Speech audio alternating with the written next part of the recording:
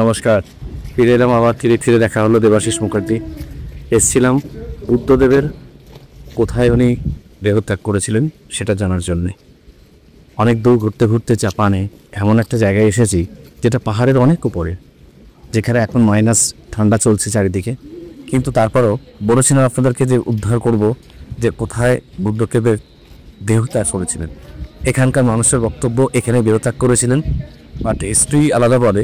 কিন্তু আমি এটা শেষ খোঁজার জন্য সারা দেশে দেশে ঘুরে বেরিয়ে একদিনের রাস্তা বার করব। আর এই জায়গাটা এত সুন্দর জায়গা, যেখান থেকে আপনারা অনুষ্ঠান দেখছেন।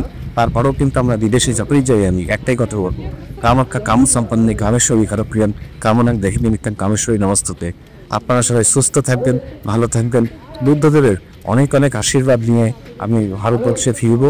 ফিরে অনুষ্ঠানে অনেক কিছু টেম্পল দেখাবো, অনেক জায়গা দেখাবো, যেখানে দেখলে আপনাদের মনটা খুব খুশি হবে এবং আপনারা জানবেন। তার কারণ হচ্ছে আমি তখন ফেক কথা বলি না, কারণ আমি বিদের তুই একটাই কারণে একটা একটা ইতিহাসকে ভেতরে কি আছে তথ্য বার করার জন্য।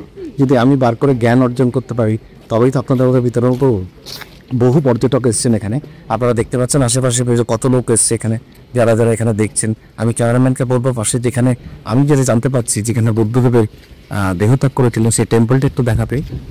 এই টেম্পলটা একটু দেখতে দিন, রান্না করে কত দর্শক এখানে এসছেন সেটা একটু দেখা হবে, কথা বলবো। তো কি এখানে দর্শক এসছেন, কিন্তু আমি আপনাদের মনের মধ্যে এখনো বাস করছি, আপনাদের কাছেই রয়ে গেলাম। তার কারণ হচ্ছে জীবনের যাত্রাটা শুধু বিদেশ বিদেশ বিদেশ করে কাটলো কেন? শুধুমাত্র তথ্য সংগ্রহ করা কেন? একটাই কথা বলি যে ঘুরিতে যদি একটা ওজনদার কিছু থাকে তবেই আপনাদেরকে কিছু বলবো। আমাকে খুঁজতে হয়, যেতে হয়, বহু খুঁজে বহু তথ্য নিয়ে ফিরে ফিরে আসবো।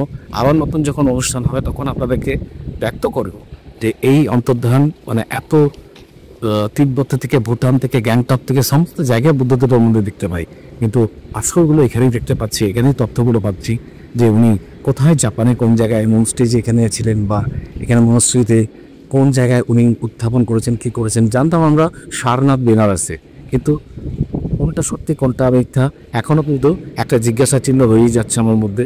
চেষ্টা করবো সেটাকে শেষ পর্যন্ত সীমানা পৌঁছানোর।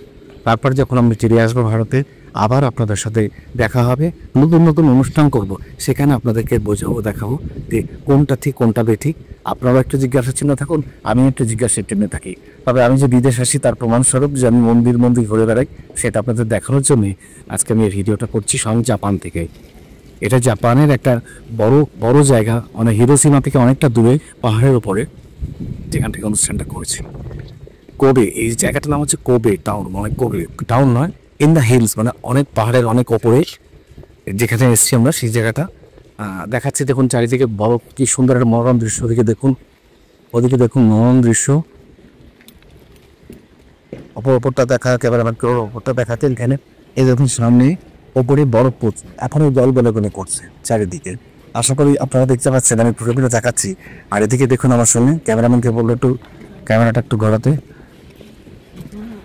এই হচ্ছে মন্টিজ, এখানে বুদ্ধদেবের দেহ উনি নাকি দেহত্যাগ করেছিলেন।